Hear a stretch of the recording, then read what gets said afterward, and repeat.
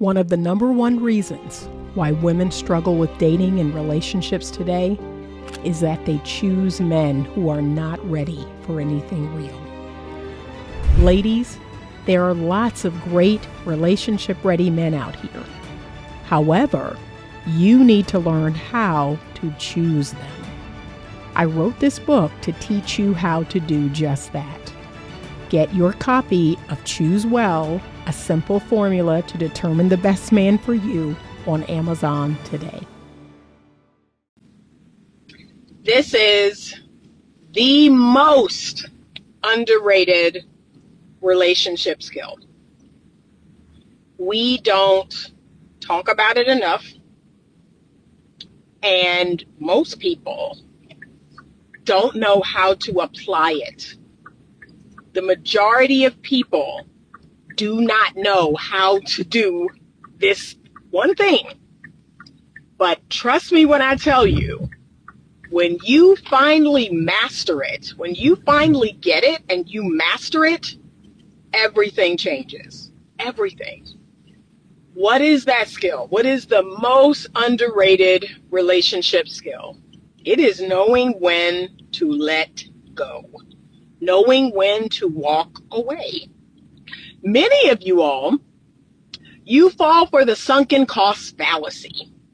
That basically means that because you put in time or you put in resources, and especially for my ladies, if you've had sex with a guy, if you've given him your body, you feel like I can't leave this situation until I get my investment back.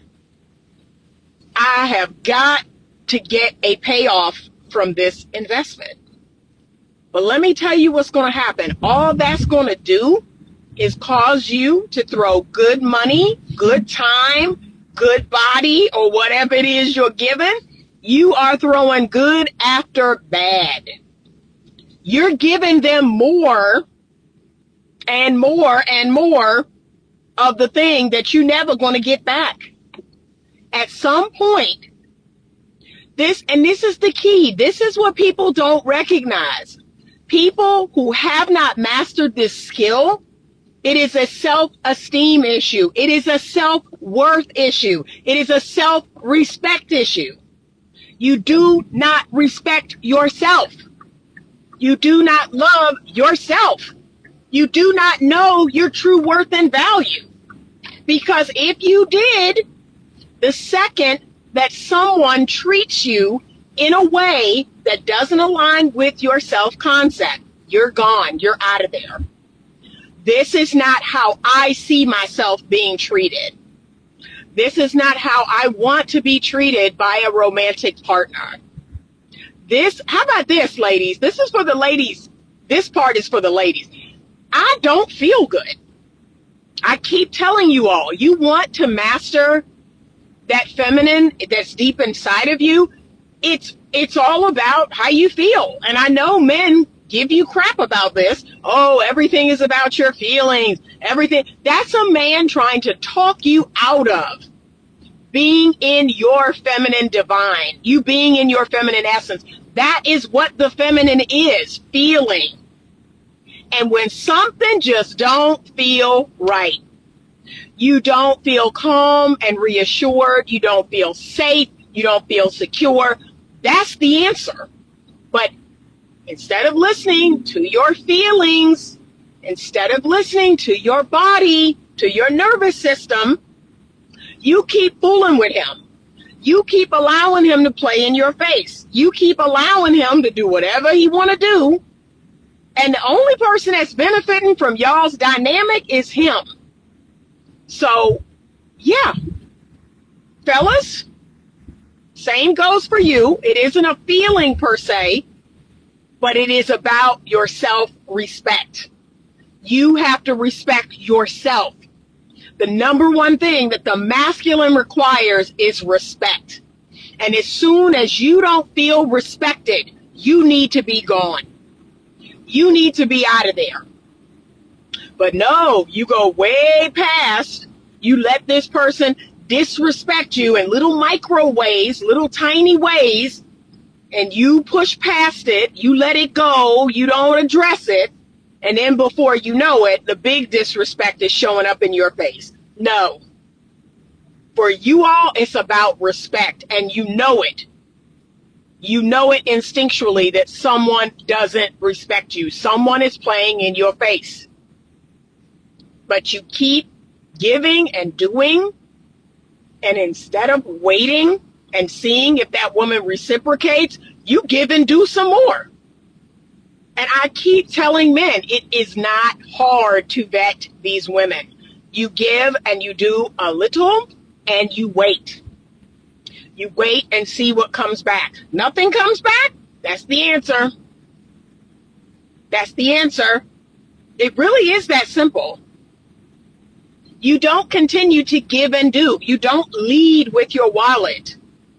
You don't buy a bunch of expensive things and take a woman out on a bunch of expensive dates. Y'all really believe that the amount of money you spend is equal to her loyalty to you, to her feelings to you? Like, where are you getting this from? Where are you getting this twisted logic from? Because it don't make sense. That's not how it works. I hate to break it to y'all. There are men out here right now shelling out money hand over fist, and you cannot buy genuine love. You cannot buy real loyalty. Sorry, not sorry. These women out here, yeah, they're taking their money. They're putting on a good front, but that's all it is. It isn't real. It isn't real. And that's why some of the strongest, greatest couples, they got together when they had nothing. They had nothing but love. They had nothing but loyalty and sticking by each other and building something together. So you gotta know when to leave. You gotta know when to let go. And too many of y'all don't. You let people play in your face. You let people do you any kind of way. And it's a sad sight to see. Like, I have so many clients right now. They are being played all up and down the basketball court. And and this is the worst part of all. Like, this is the part that is mind altering. It even blows my mind. They have figured out that they're being played. Like, they said with words. I had a client say it just the other day. Like, yeah, this person's horrible. This person's playing in my face. This person's mistreating me. This person's using me. This person doesn't care about me. They're saying it with words. But they are so addicted. They're so addicted to this person, to the drama, it blows my mind, because I'm just not built like that. I love myself. I have self-respect. So much so, I will cut my left arm off to save the rest of my body. Like, I will hurt myself cutting you off, but at least the rest of my body makes it out alive. So I don't understand that. I will do any and everything I have to do to get away from a toxic person, to get away from a person who's using and abusing me. I don't understand it. But can I be real with y'all? This is the same person that don't understand addiction, right? When I had to go through that class in the counseling masters that I took, and I mean, just everything about that class irritated me.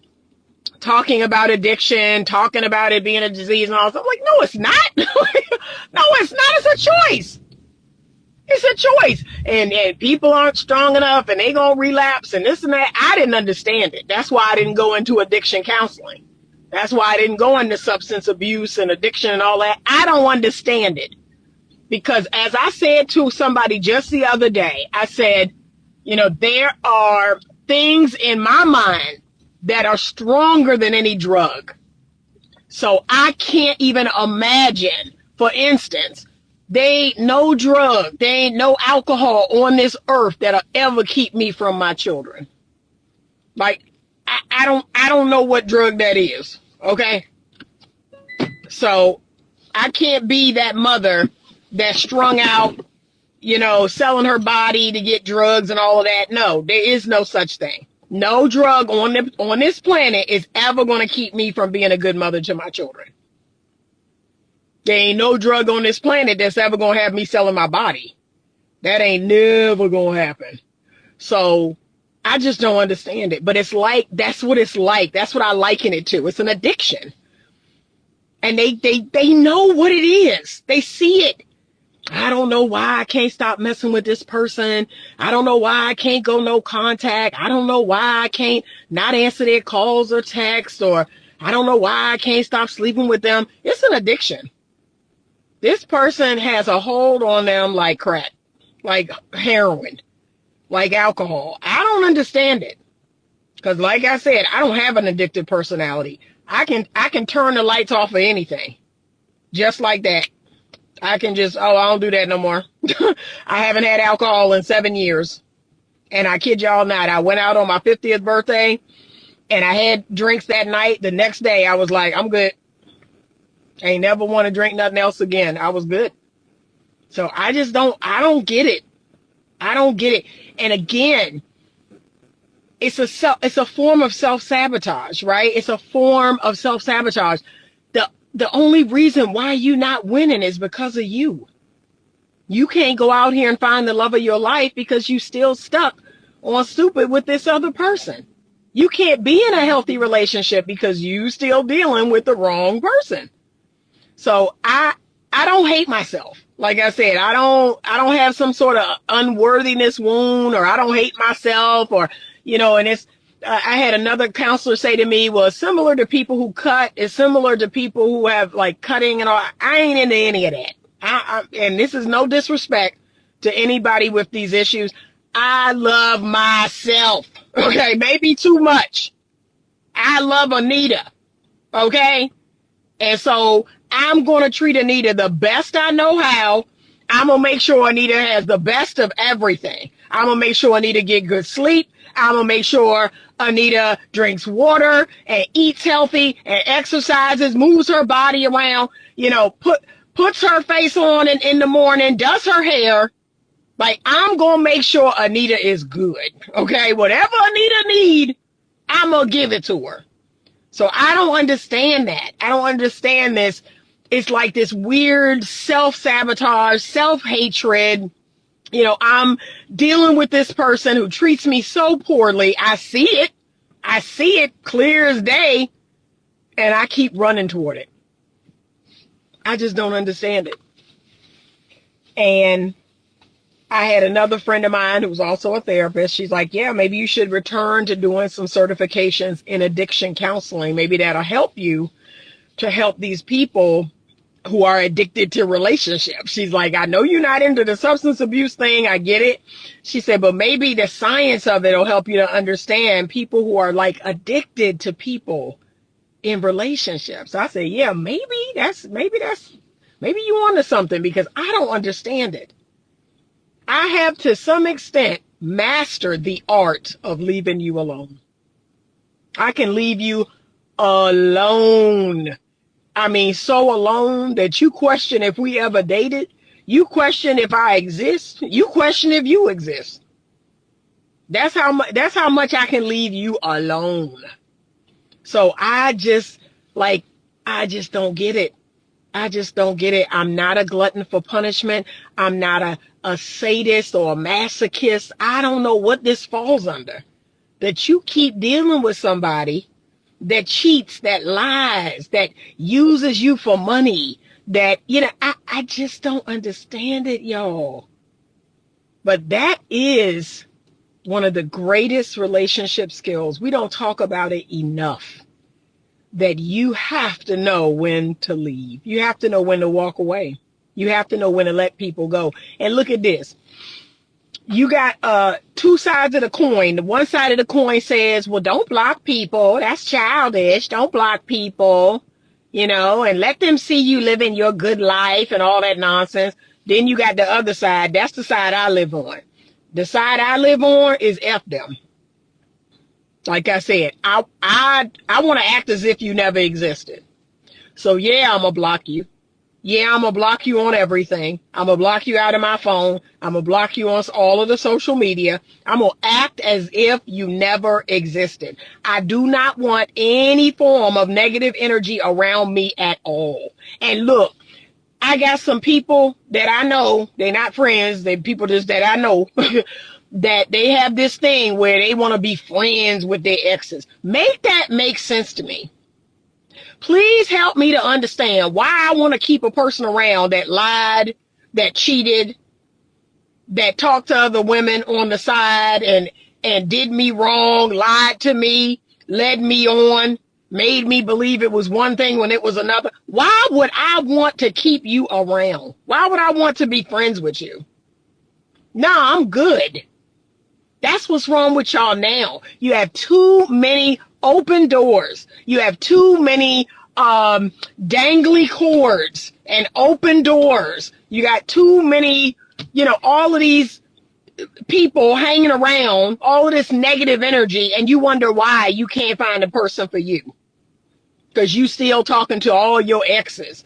And I mean, y'all, it's like people say it like it's the most normal, natural thing in the world. They act like I'm crazy. Well, yeah, I mean, we cool. We good. Huh? And look, even the exes that I have that didn't do anything horrible to me, we just found out we weren't a good fit. Again, it's all about energy. I don't have any energy for you. The only energy I have is for my future husband.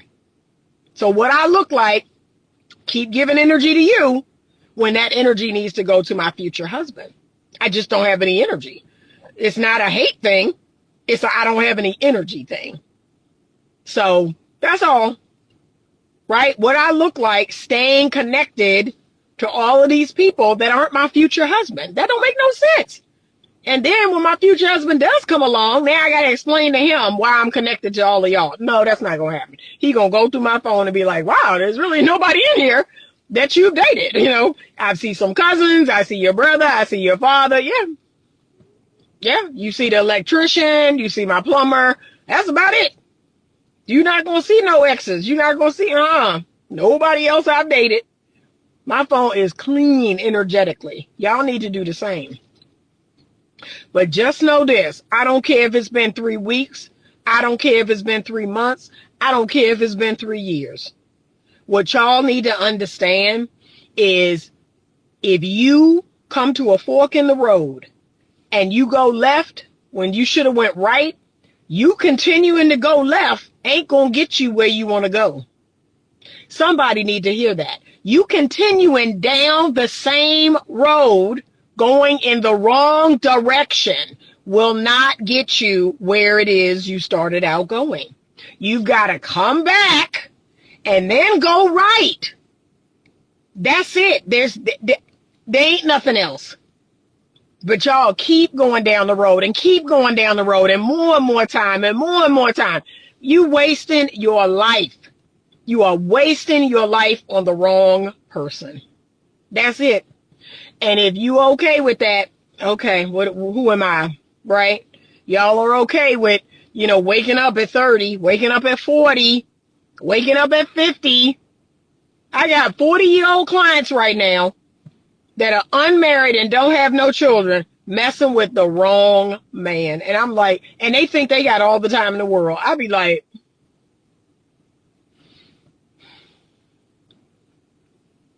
because, yeah, I'm still trying to have a baby. I'm still trying to get married at 40. And I'm not trying to be funny, y'all. I'm really not. I'm not trying to be funny. I'm trying to sober you up with the truth.